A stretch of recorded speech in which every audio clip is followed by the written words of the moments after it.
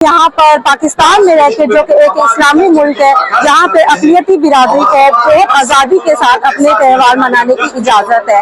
हमारे यहाँ पे जो है ये एक स्पोर्ट्स गाला मनाया जा रहा है, जिसमें बच्चे, बूढ़े और जवान सब शामिल हैं और सब बहुत एंजॉय करते हैं, क्योंकि यहाँ पर बच्चों के लिए, बड़ों के लिए, सबके लिए प्रोग्राम ऑर्गेनाइज किया गया है। बच्चे बहुत खुशी से यहाँ पर शामिल होते हैं। दूसरा, यहाँ पे पाकिस्तान में रहकर हम बहुत आज़ादी के साथ रह रहे हैं, हमें किसी किस्म की कोई रोक टोक नहीं है और मैं खुश हूँ इस बात से कि हम पाकिस्तान में रहकर इस तरीके से अपने फेस्टिवल मना रहे हैं। और जो कि ये दिवाली स्पोर्ट्स वाला एवीए वेलफेयर सोसाइटी की तरफ से ऑर्गेनाइज किया गया है और जिसको हुकूमत के तावन के साथ ऑर्गेनाइज किया जा रहा है। अगर हुकूमत हमें सपोर्ट करेगी तो मुझे उम्मीद है कि हम आगे भी इसी तरीके से अपने फेस्टिवल मनाते रहेंगे।